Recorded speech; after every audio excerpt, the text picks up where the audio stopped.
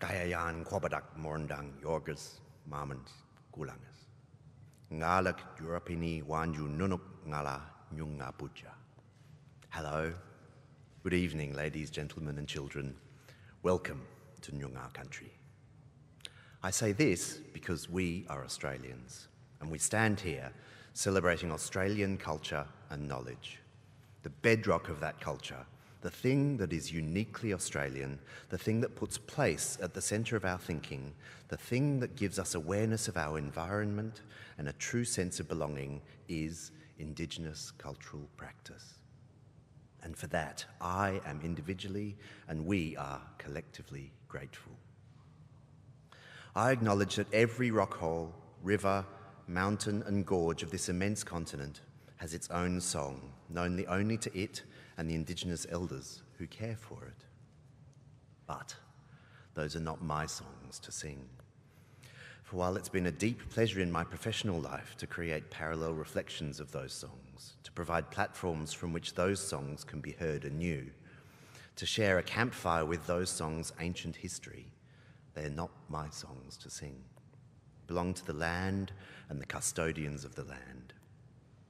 The days of appropriation are behind us. Whilst I was born here, I, like most of us, am part of one of the waves and waves of migrations to this country. Together, these waves contribute to a contemporary Australian culture that is an accumulation of histories and interweaving stories that sit atop the Indigenous cultural bedrock, an accumulation that revels in its extraordinary diversity, yet still reveals our shared humanity. Our shared humanity.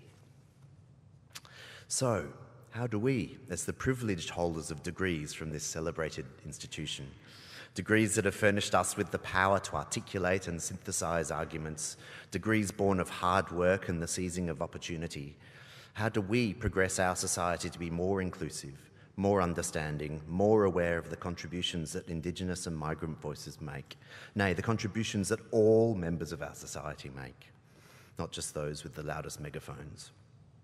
There's me, standing here in a mortarboard, speaking through an impeccably tuned amplification system, having been supported through a childhood by the most generous parents you could ever hope for, and having had the privilege of an extraordinary education.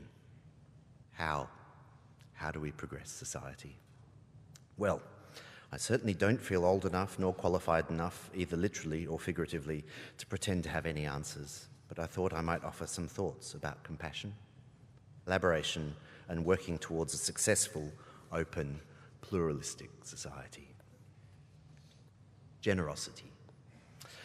My journey into Indigenous Australia began over 2 decades ago with Black Swan Theatre Company, a company long associated with UWA, run by visionary director Andrew Ross.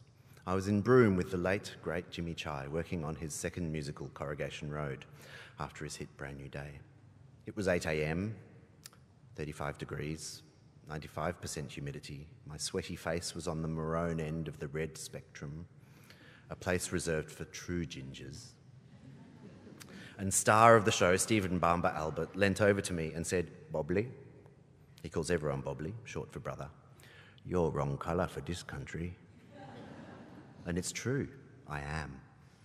But through the subsequent tours with Corrugation Road, through which I was introduced to a giant cross-section of urban Indigenous Australia, the 16-strong cast with family in every corner of the country never let me feel anything less than one of them, one of their own family, despite my pallor.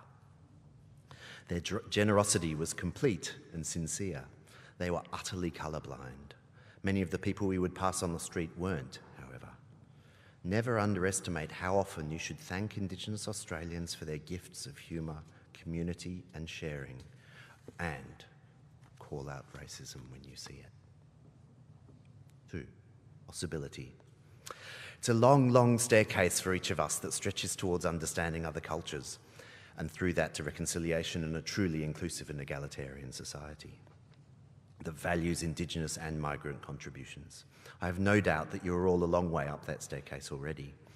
But in continuing to climb it, it's important to acknowledge that each of those steps is, by their very definition, small, and can therefore feel superficial and without weight. But those increments can end up eventually allowing you to cover vast distances. My own first small steps towards understanding Indigenous culture started with that Corrugation Road tour 20 years ago, as did my relationship with Indigenous languages. As is the way with vernacular, I learnt the rude words first. I don't know if that's a commentary on me or my teachers.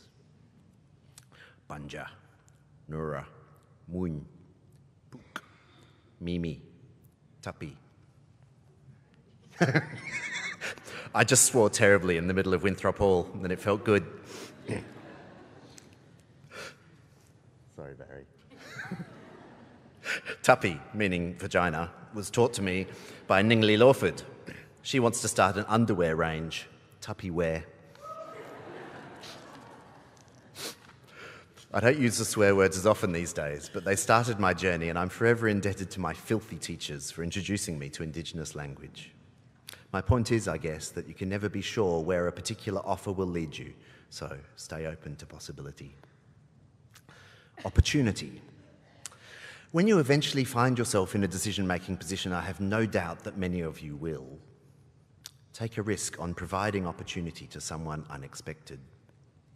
My entire career started because one person, Andrew Ross, cast me in the role of the piano accordion playing mentally disturbed masturbatory musician Zach in Louis Naura's Kossi. As my friends so kindly reminded me at the time, it didn't sound like I had to act too much. I'm forever indebted to Andrew for his investment in me. There is a danger in contemporary society to be risk-averse, and that is precisely how cultures and societies ossify. We are seeking a vital, living, breathing culture here. For what it's worth, I've taken Andrew's lead and commissioned a work for the Port Fairy Spring Music Festival from Tara Tiba, a Persian classical singer who is forbidden to sing in her own country, Iran. We here in Australia welcome her with open arms and open ears. Tara and I are writing a piece together along with local school children called My Mother's Mother. If you trace back the DNA and the maternally inherited mitochondria within our cells, all humans have a theoretical common ancestor. This woman, known as mitochondrial Eve, lived between 100,000 and 200,000 years ago in southern Africa. So I ask, where do these divisions within society actually come from? Music, unlike language, has the ability to support simultaneous conversation while maintaining cohesion and reasoned argument. Not only this, but the component musical statements can be of wildly different provenance, yet still find common ground, be it musical or spiritual or psychological. There is a rare joy in successfully distilling a common thread between disparate musical worlds, a contentment for me that far outweighs any work created by myself in isolation. I encourage you to seek those distilled common threads between disparate cultural worlds. They are the threads that bind. I've also done a lot of work in the desert, and a strange thing happens when you drive for long periods along desert roads. After staring at the ever-approaching track for a long period of time, you fix your gaze on the sky, and oddly, it appears to move away from you. It is as if that which you wonder about, that which you seek, becomes more distant. Like any acquisition of knowledge, the more you know, the less you know, and the more you realise the size of the gaps in your own knowledge. You are the shared custodians of this country. We are close to a day when we can celebrate a country which is for everybody. We are, after all, as the late Jimmy Chai put it, all one mongrel breed. And Jimmy should know his 4 grandparents were Indigenous Australian, Chinese, German, and Irish. We can imagine a country that's radically inclusive of all, a country which acknowledges its history and its bedrock of Indigenous culture in order to build a shared future.